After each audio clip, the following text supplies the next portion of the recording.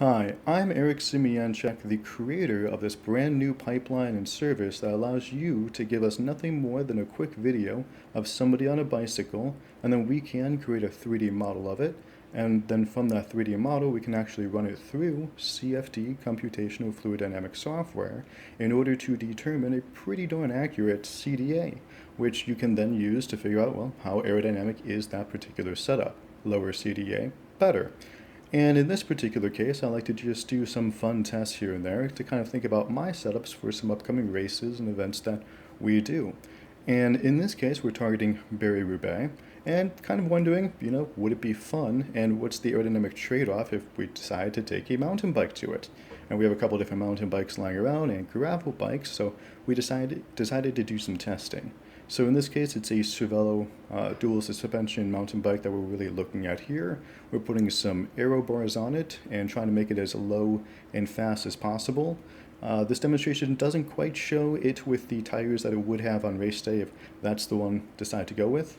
The person actually kind of under this consideration here is our front end guy. He has a variety of bikes, and we have some other ones lying around too.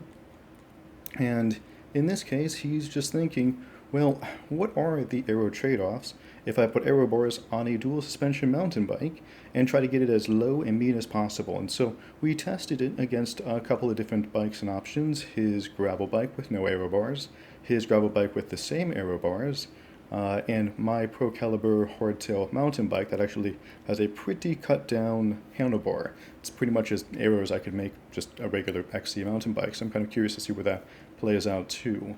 And so it's kind of interesting to look at the results, because when you kind of see the little bit of difference some of these changes might make, but the huge amount of extra maneuverability having a dual suspension bike or hardtail or something of that nature can give you if things do start lining up aerodynamically.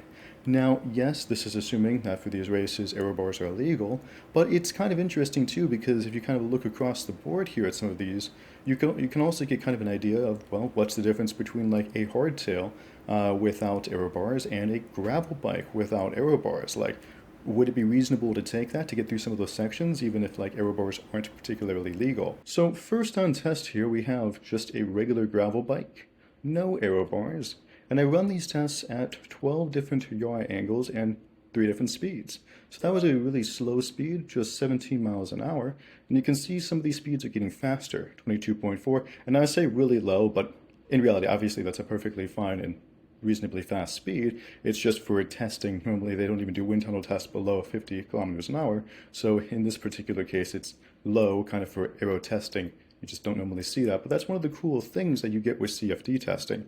You can go lower speeds at pretty much the same accuracy as like doing, say, 500 mile per hour wind speed, so pretty convenient.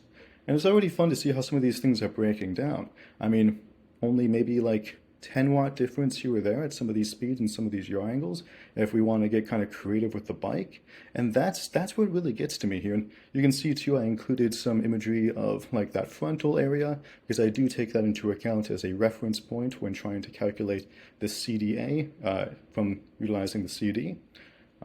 And then I do also include things like some of the watt and power breakdowns, and that's kind of assuming that we're just kind of in a perfect situation. We have no like rolling resistance, we have no friction. This is purely looking at the aerodynamics. When it comes to scale and sizing, I actually take the models and I take a 700C or 622 millimeter cylinder that I have lying around in 3D, and I overlay them, and then I scale the model perfectly to that rim width. And it seems to work out perfectly fine and really does accurately do a good job getting everything kind of in line and scaled. And so these are all portions of what you get if you use our service. We actually have it all nicely put together in a pamphlet, PDF. In this case, I'm just throwing it into a quick Canva video. Now you can see the mountain bike here without aero bars, the Pro Caliber, probably not a great choice. We're talking staggeringly more watts than some of the other options, even at some of the lower speeds, especially if you're going for that sprint in that position. And he tried to be pretty aero on that bike. So yeah, that's basically kind of the big deal here. And obviously, go through and pause as much as you want and take a look at all the slides and the data individually. But the big breakdown here is it's not that different from just taking a gravel bike or taking a gravel bike with aero bars from a purely aerodynamic perspective. If you really slam that mountain bike, get everything as low as possible, wear a skin suit, all of that, and then all of that extra maneuverability is yours. So that's the really cool takeaway.